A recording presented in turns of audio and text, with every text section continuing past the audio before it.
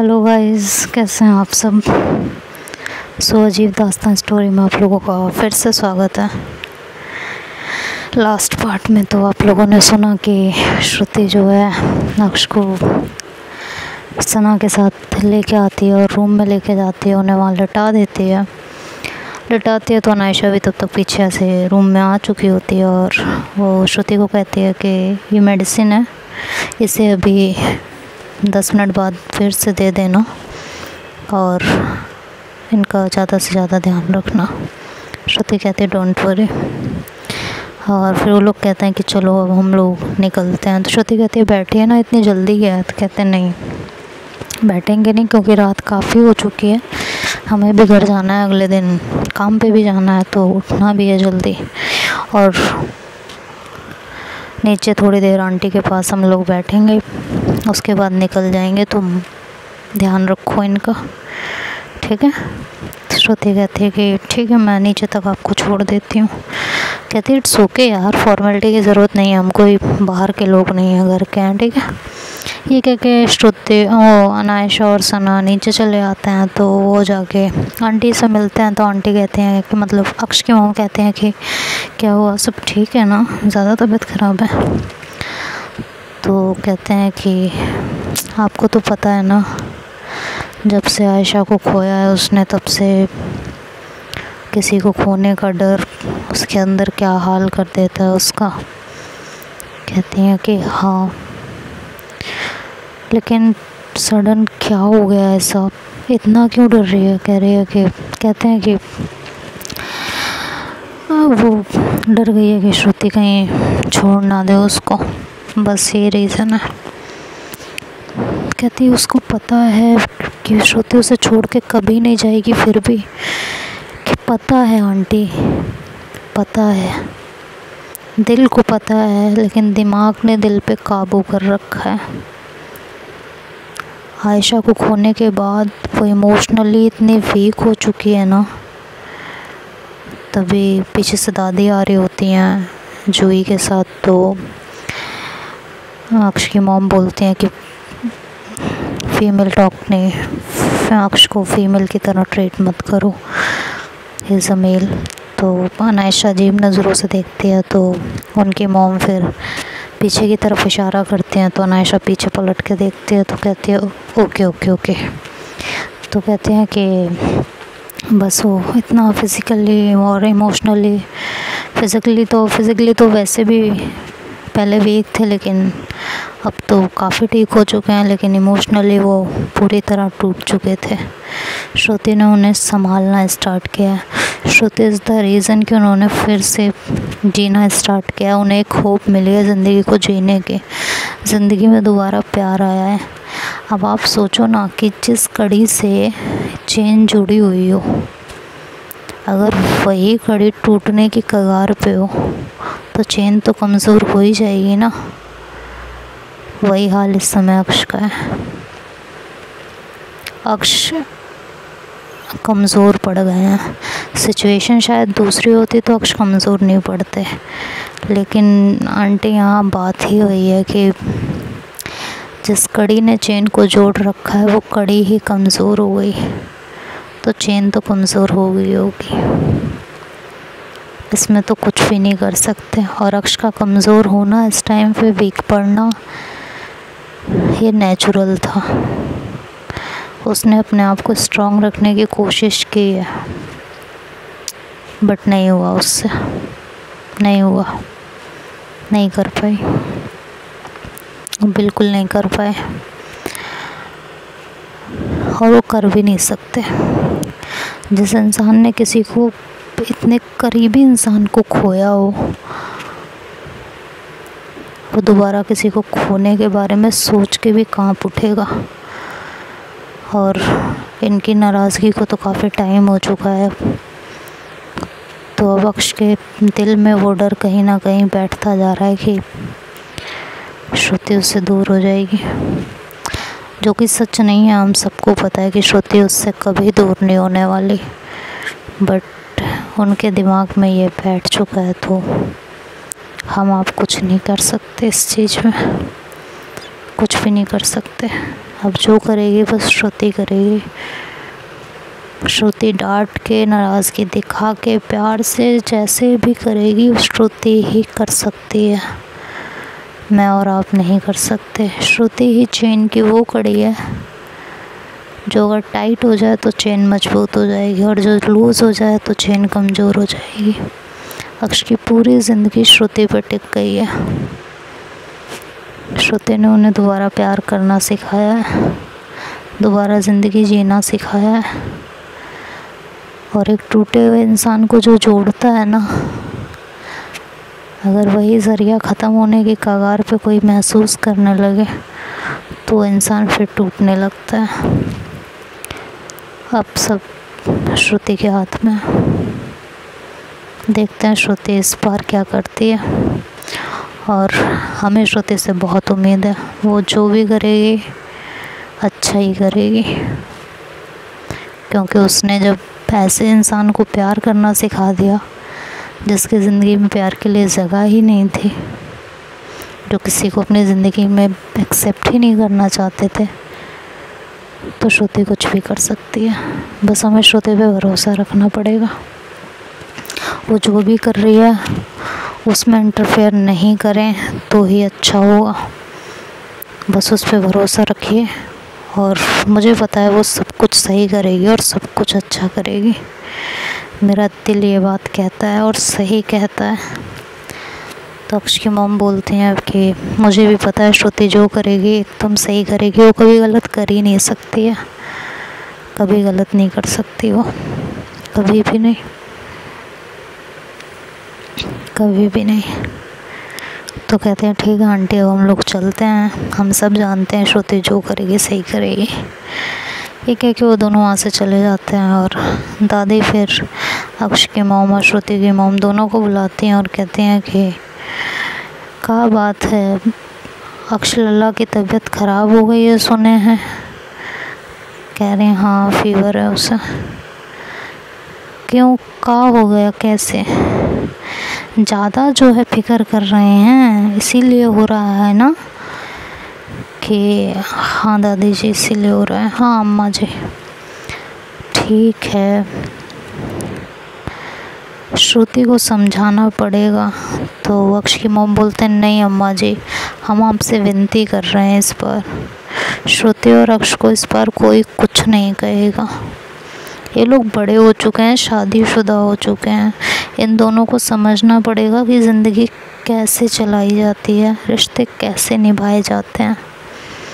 हम लोग हमेशा नहीं बैठे रहेंगे इन्हें समझाने के लिए, तो इन्हें अपने आप डील करने दीजिए अब जो भी सिचुएशन है।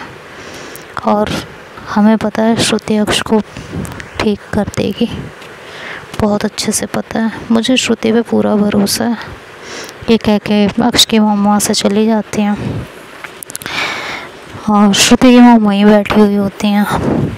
तो दादी कहती हैं कि बहू एक बात कहें आपको? कि हाँ अम्मा बोलिए। श्रुति ने ना बहुत ही अच्छा घर चुना है, ऐसा परिवार मिलना बहुत मुश्किल काम है, बहुत मुश्किल। जहाँ उनके बच्चे की तबीयत ख़राब है, जहाँ उनका बच्चा इतना परेशान हो रहा है, फिर भी वो श्रुति पे इतना भरोसा दिखा रही हैं। श्रुति ने सोने के बीज बोए थे कहीं, सही बता रहे हैं हम बहू बेटा आपको, जो उसे इतना अच्छा परिवार मिला है। हमारे दिमाग से, हमारे दिल से हर एक शंकाएं आज बेटा दूर हो गई हैं। श्रुति हमारी बहुत अच्छे घर में पड़ी है। और अक्ष की ये हालत देख के अक्ष लल्ला की हमें ये भी यकीन हो गया कि अक्ष लल्ला उनसे बहुत प्यार करते हैं। उनसे ज़्यादा प्यार करने वाला अक्ष लल्ला को कोई नहीं मिलेगा, श्रुति को कोई नहीं मिलेगा। कौन नहीं कर सकता श्रुति को इतना प्यार कि श्रुति की नाराज़गी में अक्ष लल्ला का ये हाल हो गया है। कौन नहीं करेगा बिटिया इतना प्यार हमारी बिटिया रानी से। हमारी बिटिया रानी बहुत भाग्यशाली हैं, बहुत भाग्यशाली। आप देखते हैं कि हमारी बिटिया रानी कैसे इन रिश्तों को संभालती हैं। और जहाँ तक हम यहाँ देख रहे हैं, बिटिया रानी ने बहुत अच्छे से चीज़ों को संभाला है, तभी आज उनकी सास उन पे इतना भरोसा करती हैं। उनका देवर उनसे इतना प्यार करता है कि उनके खिलाफ़ कुछ भी नहीं सुन सकता। और उनका पति, वो तो जान छिड़कते हैं। हम तो धन्य हो गए। अब अगर हम मर भी जाएं ना, तो हमको कोनो फिक्र नहीं है, कोनो चिंता नहीं, लेस मात्र भी अब हमें हमारे दिल में कोई संकोच नहीं रह जाएगा। तो श्रुति की मॉम बोलती हैं कि क्या बोल रही हो अम्मा, आप शांत रहो ना, ऐसा कुछ मत बोलो, अभी आप मर जाओ और ये हो जाए, कहीं नहीं जा रही हैं आप, चलिए अब लेट जाइए। ये कह के वो उन्हें अंदर ले जाते हैं। इधर श्रुति जो है मन ही मन में बहुत सारी चीज़ें उसके चल रही होती हैं कि अक्ष क्यों नहीं समझ रहे हैं चीज़ों को, वो मेरा हाल क्यों नहीं समझ पा रहे हैं। पूरी दुनिया को मेरा हाल पता है, लेकिन ये क्यों नहीं समझ रहे हैं। और वो अक्ष के पास आती है मेडिसिन लेके, कहती है मेडिसिन ले लो। अक्ष श्रुति की तरफ देखते हैं और कहते हैं कि हमको नहीं लेनी है, हमें नहीं खानी मेडिसिन। तो श्रुति ज़्यादा कुछ कहती नहीं है, एक गाना जो होता है वो गुनगुनाने लगते हैं उनके सामने कि पत्ता पत्ता बूटा बूटा हाल हमारा जाने है, पत्ता पत्ता बूटा बूटा हाल हमारा जाने है, जानना जाने गुल ही। एक सेकंड गाइस। जाने न जाने गुल ही न जाने, बाग तो सारा जाने है, पत्ता पत्ता बूटा बूटा हाल हमारा जाने है, पत्ता पत्ता। तो ये गाना गाते गाते श्रुति की आँख से आंसू आने लगते हैं। अक्ष चुपचाप उनके हथेली पर से वो मेडिसिन उठाते हैं, पानी का ग्लास लेते हैं और वो मेडिसिन खा लेते हैं। कुछ नहीं कहते वो उसको, एक वर्ड नहीं बोलते। श्रुति उन्हें लटाती है, उनको ब्लैंकेट डालती है। अक्ष उनका हाथ पकड़ते हैं। श्रुति उनका हाथ बहुत प्यार से पकड़ती है, उनके पास बैठती है और उनको कहती है आप कब से इतने वीक पड़ने लगे हो? हाँ, आपको पता है आप मेरी स्ट्रेंथ हो। आप ऐसे वीक पड़ोगे, मुझे यकीन नहीं हो रहा अक्ष, सच में। अक्ष कहते हैं मैं हूँ वीक, जब बात तुम्हारी होती है ना, मैं सबसे ज़्यादा कमज़ोर हूँ, सबसे ज़्यादा मैं, मुझसे नहीं हो रहा। या तो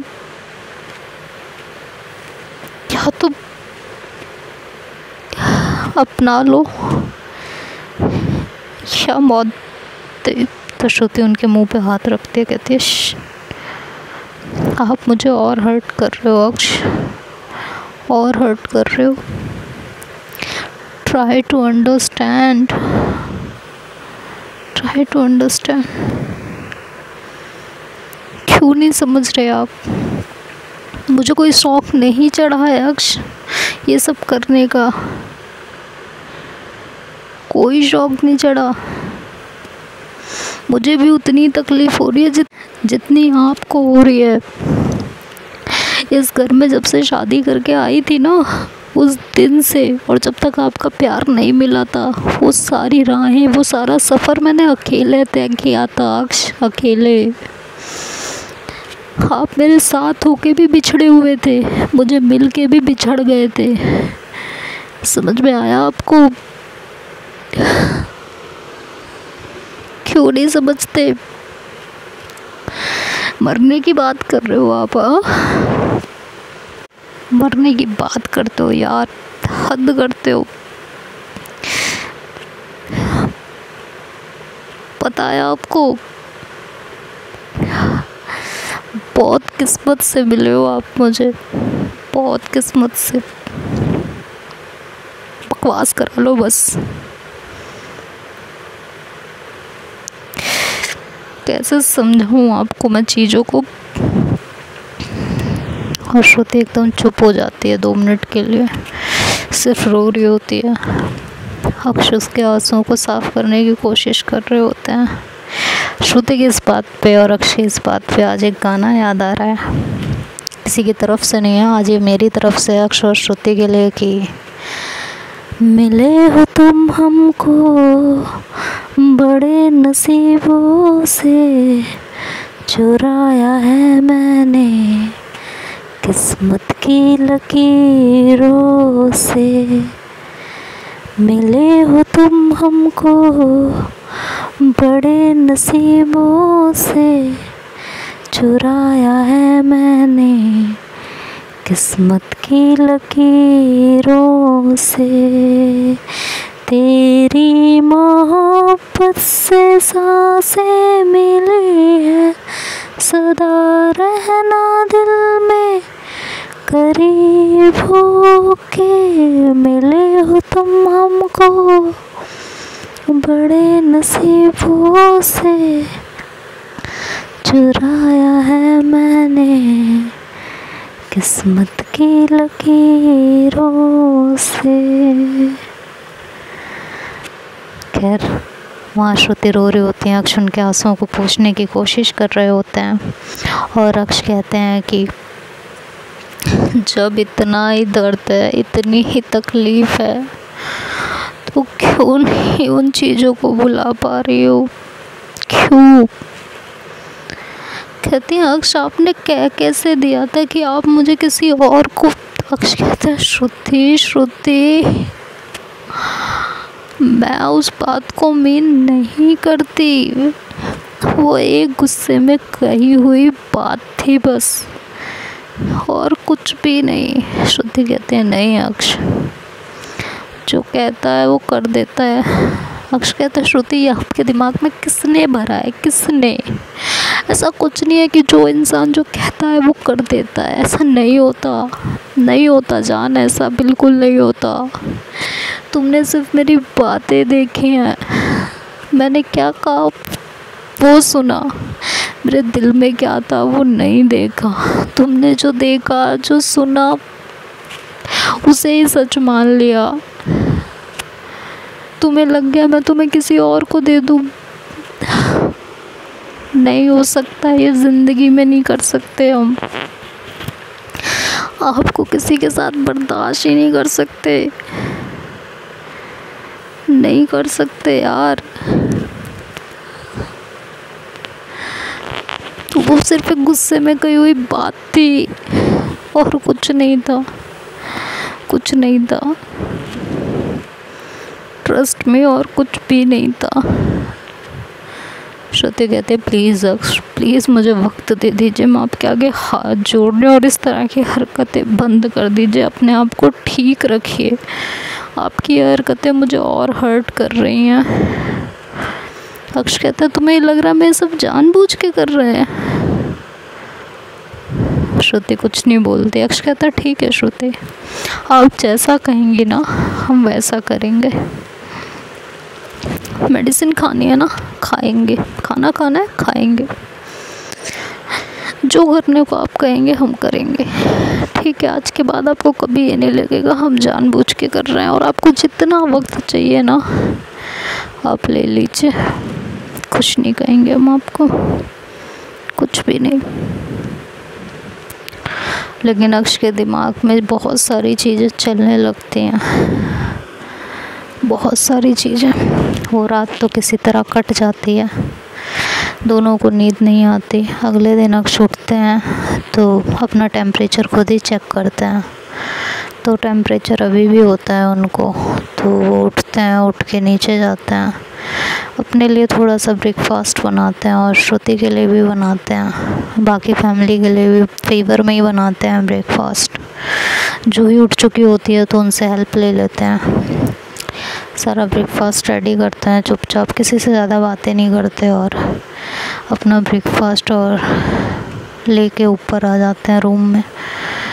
श्रुति तब तक उठती है तो वो देखती है कि अक्ष रूम में नहीं होते, तब तक अक्ष रूम में आते हैं तो वो अक्ष की तरफ देखती है, कहती है कि आपका फीवर ठीक है? कहते हैं नहीं अभी नहीं ठीक है, अभी है, अभी मैं ब्रेकफास्ट ले आई हूँ अपने लिए, अभी मैं करके मेडिसिन ले लूँगी, मेरी मेडिसिन यहाँ आप रख दीजिएगा, ठीक है? और फिर ऑफिस, तो श्रुति कहते हैं नहीं ऑफिस सब आप छुट्टी ले लीजिए 2-4 दिन की, एप्लीकेशन डाल दीजिए। तो फिर अक्ष ज़्यादा कुछ नहीं कहते, कहते हैं कि ठीक है, इतना ही बोलते हैं। और श्रुति कहती है ब्रेकफास्ट सब उठ गए हैं क्या नीचे? कहते हैं कि नहीं जूही उठी थी बस, तो मैंने और जूही ने ब्रेकफास्ट रेडी कर लिया है। कह रहे तो आपको मुझे उठा देना चाहिए था, तो कहते हैं कि नहीं तुम भी तो रात में काफ़ी लेट सोई थी तो बस इसलिए नहीं उठाया, बना लिया मैंने, कोई दिक्कत नहीं थी, ज़्यादा मैंने कुछ नहीं किया, जूही थी तो उसी ने किया है। खैर आप फ्रेश हो जाइए, मैं ब्रेकफास्ट कर लेती हूँ अपना। और ये कह के वो अपना ब्रेकफास्ट करने लगते हैं, खा रहे होते हैं लेकिन आंखों से आंसू टपक रहे होते हैं। श्रुति उनकी तरफ देखती है लेकिन अक्ष अपनी गर्दन बहुत ज़्यादा नीचे कर लेते हैं, कुछ नहीं बोलते। श्रुति फ्रेश होने चली जाती है, तब तक अक्ष अपना ब्रेकफास्ट फिनिश कर लेते हैं और मेडिसिन ले चुके होते हैं, ब्लैंकेट डाल के लेट गए होते हैं। तो श्रुति आती है तो ब्लैंकेट हटाती है, ऊपर से उनका फॉरहेड चेक करती है तो फॉरहेड अभी भी गर्म होता है, उनका टेम्परेचर चेक करती है तो उससे थोड़ी टेंशन होती है, कहती है मैं डॉक्टर को कॉल कर रही हूँ। तो कहते हैं नो नीड यार, अभी मेडिसिन लिया, ठीक हो जाएगा, आई थिंक वायरल हो गया है और कुछ नहीं है, मौसम चेंज हो रहा है इस वजह से, टेंशन मत लो आप, सब सही हो जाएगा।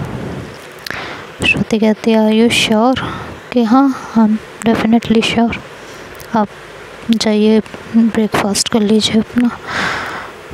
तो श्रुति नीचे चली जाती है और वहाँ जाके ब्रेकफास्ट उठा के बैठती है, लेकिन उसका मन नहीं करता करने का और थोड़ा बहुत खा के वो प्लेट हटा देती है अपनी और वहीं बैठी रहती है। और उसके बाद वो सूप बनाती है और घर में सबको बोलते हैं कि अक्ष को कोई भी ऑयली फूड मत दीजिएगा और ना वो खाना दीजिएगा जो हम लोग खाएंगे, उनके लिए खाना अलग से बनेगा। तो सब कहते हैं क्यों? कि अगर सबको दिक्कत है तो मैं खुद बनाती हूँ खाना, तो मैं खुद बना लूँगी, बट उन्हें ये वाला फूड नहीं दिया जाएगा। मुझे पता है उनको क्या दिक्कतें हो रही हैं अब, तो ये सब करने की नीड नहीं है। इधर अक्ष लेटे हुए होते हैं और उनको सडन उनके चेस्ट में बहुत पेन होने लगता है, तो वो बेड पर से उठने की कोशिश करते हैं बट उठ नहीं पा रहे होते। किसी तरह मैनेज करके बिस्तर पर से उठते हैं और ड्रॉर तक जाते हैं जहाँ उसकी मेडिसिन रखी हुई होती है। तभी उनके हाथ से वहाँ वास होता है, वो गिर जाता है तो नीचे तक आवाज़ जाती है। श्रुति वहाँ से दौड़ती हुई आती है और वो देखती है तो अक्ष ड्रॉर खोलने की कोशिश कर रहे होते हैं और उनके हाथ बहुत काँप रहे होते हैं। तो श्रुति आती है, उनको तुरंत पकड़ती है, कहती है क्या हुआ आपको, आप इतना काँप क्यों रहे हो? तो उनकी हालत देख के वो बहुत ज़्यादा घबराने लगती है, उनको लाके बिस्तर पर लेटाती है। अक्ष अपने आप को बहुत ज़्यादा हिम्मत देने की कोशिश करते हैं और कहते हैं कुछ ज़्यादा नहीं हुआ है, वो तुमको पता है ना वो मेरी मेडिसिन। कहती है हाँ कौन सी मेडिसिन बताइए। वो वो बताने में हिचकिचा रहे होते हैं कि ज़्यादा टेंशन ले लेगी, तो कहते हैं कि उसमें जो पाउच रखा है ना मेडिसिन्स का, वो दे दो, मैं अपने आप ले लूँगी। तो श्रुति कहती है आप मुझे बताइए कौन सी चाहिए। वो नहीं मानती, तो अक्ष कहता है वो हार्ट पेन वाली वो दे दीजिए। श्रुति अक्ष की तरफ घूर के देखती है और अक्ष अपनी निगाह झुका लेते हैं। श्रुति जाती है, वो मेडिसिन लेके आती है और अक्ष को खिलाती है तुरंत। 10 से 15 मिनट में अक्ष को आराम मिलता है। तब तक श्रुति चेस्ट रब कर रही होती है और अक्ष सो जाते हैं। श्रुति उनकी ये कंडीशन देख के अब बहुत ज़्यादा बेचैन हो जाती है। उसे अक्ष पे और ज़्यादा गुस्सा आने लगता है कि ये इतना क्यों टेंशन ले रहे हैं, जब मैं इनको कहीं छोड़ के नहीं गई हूँ, कहीं गई नहीं हूँ, जब इनके साथ हूँ तो इन्हें दिक्कत क्या है यार। वो और ज़्यादा इरिटेट होने लगती है अक्ष के इस बिहेवियर पे। खैर अक्ष सो जाता है तो श्रुति नीचे चली जाती है, अपना काम वाम करने लगती है। अक्ष की आँख करीबन 1.5-2 घंटे बाद खुलती है, तो उठते हैं, अपना लैपटॉप उठाते हैं और रूम से बाहर ही नहीं जाते। वो वहीं रूम में ही बैठ के फिर अपना काम करने लगते हैं। श्रुति थोड़ी देर बाद आती है सारे काम निपटा के और उनके लिए कुछ खाने के लिए लेके आती है कि चल के उठा के कुछ खिला दो। देखती है तो ऑलरेडी उठे हुए होते हैं, तो ला के उनको वो देती है खाने के लिए। तो अक्ष चुपचाप ले लेते हैं और खा लेते हैं। श्रुति बैठ के वहाँ पे ऐसे ही इधर उधर की बातें करने लगती है, थोड़ा नॉर्मल बिहेव करने लगती है, जिससे अक्ष थोड़ा सा नॉर्मल फील करने लगे। अक्ष भी जैसे वो बिहेव कर रही होती है वैसे ही अक्ष भी करने लगते हैं। वो भी ज़्यादा कुछ नहीं फील कराते उसको, हालांकि दोनों के दिल की हालत दोनों ही समझ रहे होते हैं, लेकिन दोनों ही अपने अपने आप से मजबूर होते हैं। ऐसे ही दिन कटते रहते हैं और इनके बीच की ये घुटन और ज़्यादा बढ़ने लगती है। इधर अक्ष मेडिसिन टाइम से लेते हैं, खाना टाइम से लेते हैं, हर चीज़ टाइम से कर रहे होते हैं, लेकिन उनकी हालत में कोई सुधार नहीं हो रहा होता, क्योंकि दिमाग में तो स्ट्रेस बना रहता है, तो कहाँ से सुधार होगा। जिससे श्रुति भी परेशान हुई रहती है। 2-3 दिन उनकी तबीयत को ऐसे ही बीत जाते हैं, कोई तबीयत में कोई सुधार नहीं हो रहा होता। तो अक्षय से बैठ के अपना काम कर रहे होते हैं। श्रुति कमरे में आती है और कुछ सामान ले रही होती है, तभी पूछती है कि क्या कर रहे हो आप। तो कहते हैं कि कुछ नहीं, बस ऐसे ही सॉन्ग लिस्ट चेक कर रही थी। रात का टाइम होता है और वो अपने कपड़े निकाल रही होती है जाके फ्रेश होने के लिए, सोने के लिए। तो कहती हैं कि अब तबीयत ठीक है, कुछ बेटर फील हो रहा है। तो कहते हैं हाँ मैं तो ठीक हूँ, मुझे क्या हो रहा है। कहती है हाँ वो तो मुझे पता है, आप बिल्कुल ठीक हो, आपको कुछ नहीं हो रहा। तो कहते हैं हाँ तो मैं तो ठीक हूँ। कहते हैं वैसे आपके प्लेलिस्ट में कौन कौन से सॉन्ग हैं। तो अक्षय एक सॉन्ग सुन रहे होते हैं ऑलरेडी ईयरफोन लगा के, एक कान में ईयरफोन होता है और एक में नहीं, तो वो श्रुति की भी बातों का जवाब दे रहे होते हैं। तो अक्षय कहते हैं कुछ नहीं, बस ऐसे ही। तो श्रुति आके जो ईयरफोन की जो लीड होती है वो लैपटॉप से निकाल देती है और गाना चल रहा होता है कि तुमने जो देखा सुना सच था, मगर कितना था सच किसको पता, जाने तुम्हें मैंने कोई धोखा दिया, जाने तुम्हें कोई धोखा हुआ, इस प्यार में सच झूठ का तुम फैसला कर ना सके, हम बेवफा हरगिज़ न थे पर हम वफा कर ना सके। श्रुति चुप हो जाती है और अक्ष तुरंत सॉन्ग को बंद कर देते हैं। तो श्रुति कहती है अच्छा तो हमें कल्प्रिट बनाया जा रहा है हाँ। तो अक्ष कहता है नहीं ऐसा तो कुछ भी नहीं है। तो श्रुति कहती है कि अब मेरी सुन लीजिए। तो अक्ष कहते हैं हाँ जी ज़रूर कहिए। श्रुति कहती है कि कितनी अकेली थी वो राहें हम जिन पे, अब तक अकेले चलते रहे। तुझसे बिछड़ के भी वो बेखबर, तेरे ही गम में जलते रहे। तूने किया जो शिकवा हम वो गिला कर ना सके। हम बेवफा हरगिज़ न थे। तो अक्ष कहता है जाइए आप फ्रेश होके आ जाइए। तो श्रुति फ्रेश होने चली जाती है। अक्ष वहीं लेट जाते हैं और आंखों से फिर से आंसू बहने लगते हैं उनके।